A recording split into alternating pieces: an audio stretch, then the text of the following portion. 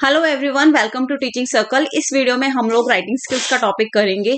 ये टॉपिक भी pedagogy of English का है। इससे पहले भी हमने पेडागोगी ऑफ इंग्लिश के कुछ टॉपिक्स किए हैं।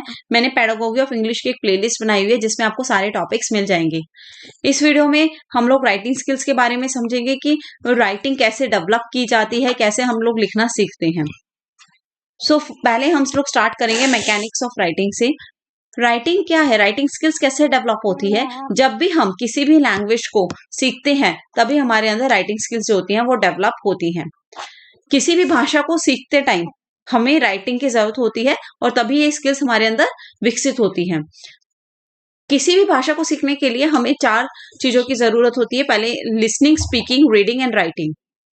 राइटिंग के थ्रू कोई भी पर्सन अपने थॉट्स और आइडियाज को कन्वे कर पाता है एग्जैक्टली जो वो कहना चाहता है उन लोगों से जो वहां प्रेजेंट नहीं होते।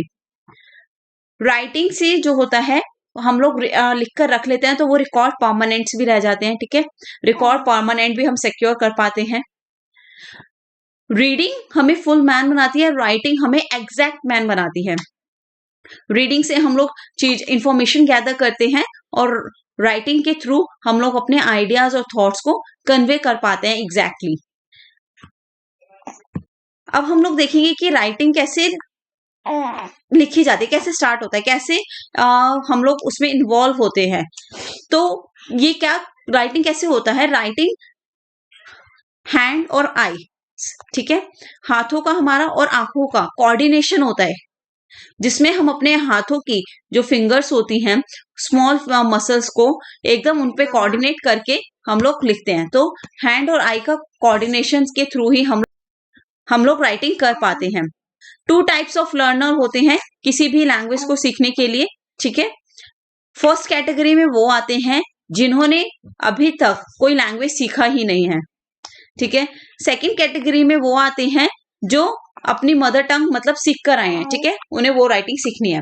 फर्स्ट केस में तो क्या होता है, टीचर को सब कुछ एक्सप्लेन करना पड़ता है जिसमें स्टूडेंट को कुछ नहीं आता, उसने कोई भी लैंग्वेज नहीं सीखा है।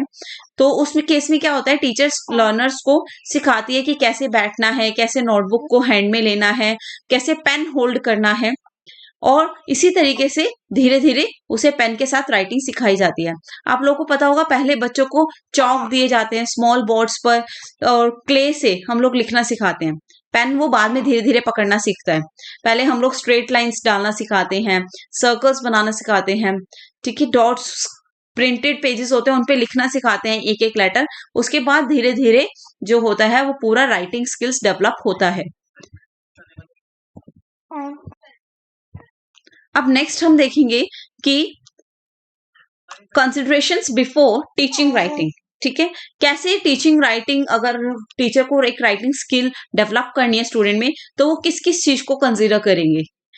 तो आप लोगों ने देखो कि हम लोग स्क्रिप्ट्स लेते हैं। स्क्रिप्ट्स में क्या होता है कि स्क्रिप्ट्स में सिंबल्स लिखे होते हैं। ठीक है, सर्कल्स की डॉट्स होते हैं। हम लोग डॉट्स को बोलते हैं स्टूडेंट्स को, लर्नर्स को कि इन्हें ज्वाइन कर करके, डॉट्स को ज्वाइन कर करके सर्कल्स बनाओ।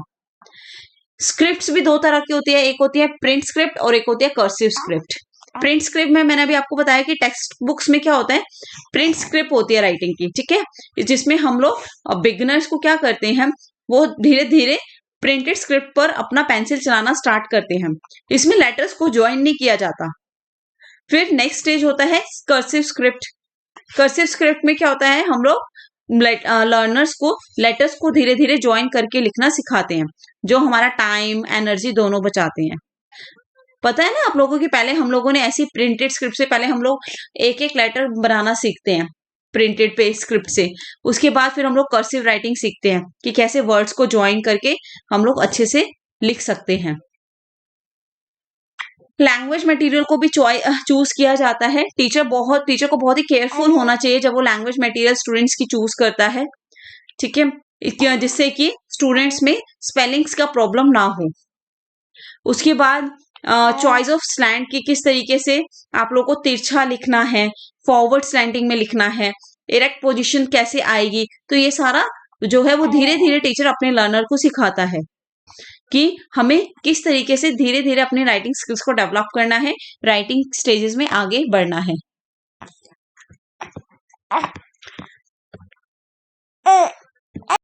Stages of teaching writing skill में हम लोग डिस्कस करेंगे कि किस तरीके से टीचर जो है वो अपने लर्नर में राइटिंग स्किल्स को डेवलप करती है।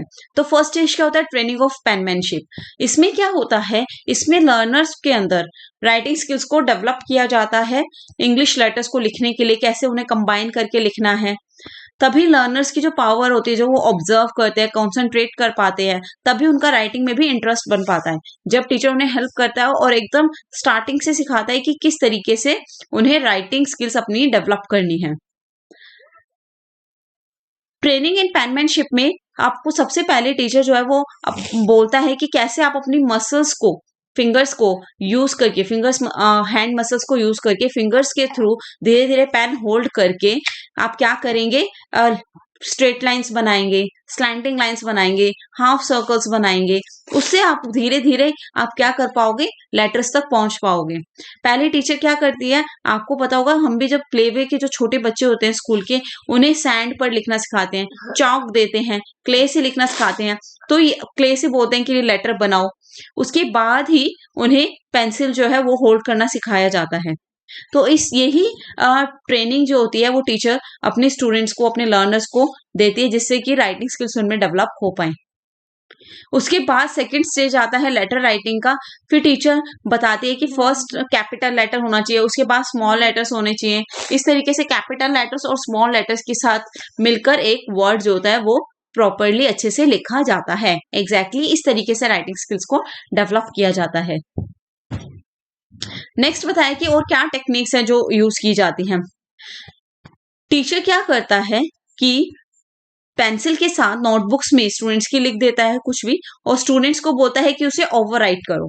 बाय ओवरराइटिंग, ओवरराइटिंग क्या होता है कि कुछ भी लिख दिया गया और उसे बोला पेंसिल को उसी वर्ड के ऊपर चलाया जाए।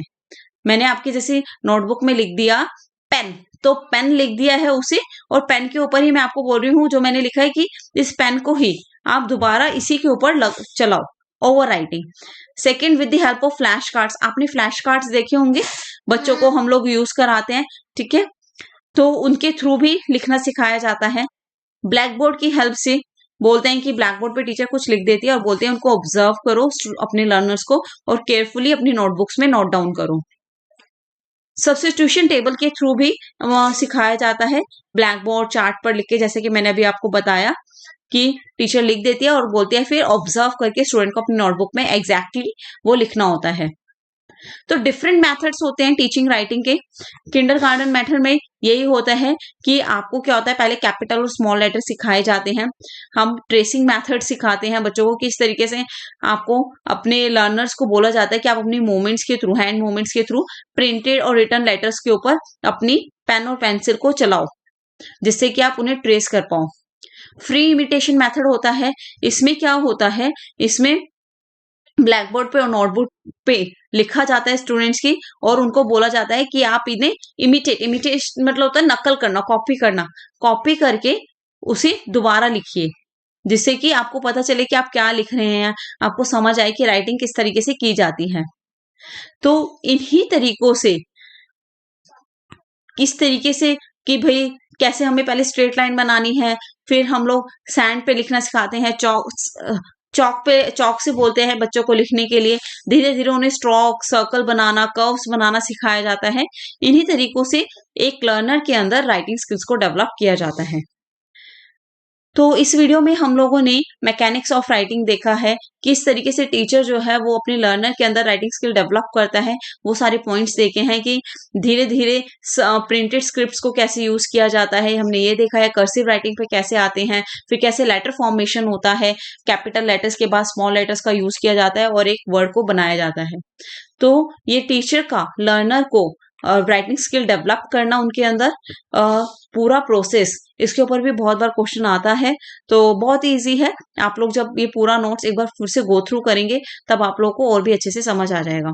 अगर आप लोगों को कहीं पे कोई भी डाउट हो तो आप मुझसे नीचे कमेंट सेक्शन में पूछ सकते हैं।